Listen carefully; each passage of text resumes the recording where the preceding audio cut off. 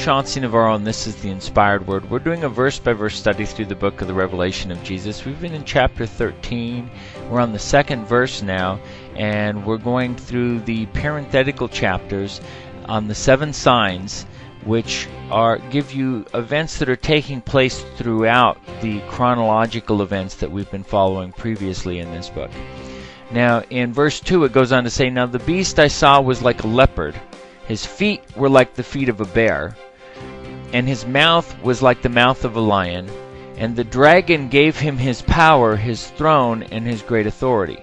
So now in the first verse, it told you he had 10 horns, which identified him with the 4th beast from the prophecy of Daniel.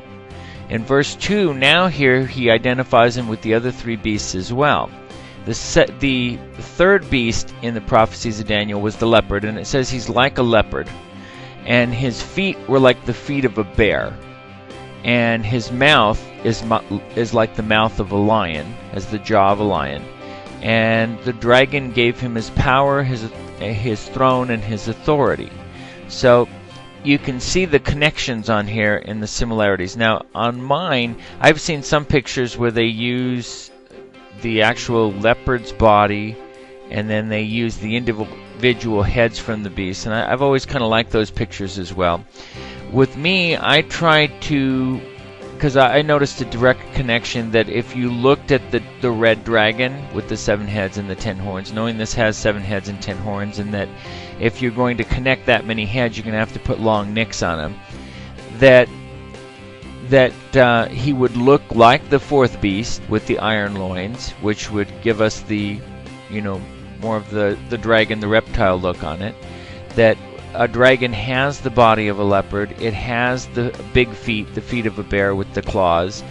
It has the jaw of the lion with the goatee beard and the sharp teeth. And so when I drew my dragon, I drew my dragon with these things in mind, correlating it, and the fact that when it talks about him having his double scales, that his body covered with jewels, I figured those scales would be making up the spots on the leopard. I was perfectly fine even with keeping it leopard color and like that, but I felt like since the beast is reflecting Satan the same way that Jesus reflected God, that I would show it from the perspective of this dragon, in terms of the similarities. He still has the jaw of the lion, he still has the feet of the bear, he still has the body of the leopard, he still has the 10 horns, and he still has this, he has the 7 heads on here. So this was the way I drew the pictures. This is the way I correlated it. I used a Styracosaurus for the 4th beast from Daniel, and I'll go ahead and I'll post my chart on there for the Daniel prophecies to correlate it with the Daniel prophecies, because there's obviously a direct tie. Now the connection on this that is even more important is that in the prophecies of Daniel, if those beasts are correlating with the statue, that first beast is representing the Babylonian Empire, the second beast is representing the Medo-Persian Empire, the 3rd beast is representing the Grecian Empire, and the 4th beast is representing the Roman Empire, where this beast, the Antichrist in this picture, is actually a conglomerate of all 4 of those empires. That he has the body of the Grecian Empire, that he has the authority, the head of the Babylonian Empire, the voice of it, I should say, because he has the jaw of the lion, that he has feet, the feet of the bear, that he has the feet of the Medo-Persian Empire, and that, he has the power, the 10 horns, of the Roman Empire. And so what you see is a conglomerate world empire that's like this. But if you recall from the 2nd chapter of Daniel, the prophecy of the statue, that final empire, the feet of the statue, were made of both iron and clay mixed together. That it has some of the strengths of that Roman Empire, but it has weaknesses that Roman Empire didn't have.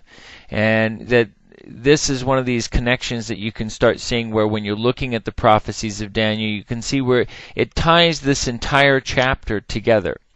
I don't want to go on too long. I'm only covering one verse, but there's so much material in here that you can do an entire study just on this one verse, or just these first two verses that come in here before we even get into the third verse. So my name is Chauncey Navarro. I'll see you back here at Inspired Word, where we continue on to chapter 13, verse 3 in the book of the Revelation of Jesus.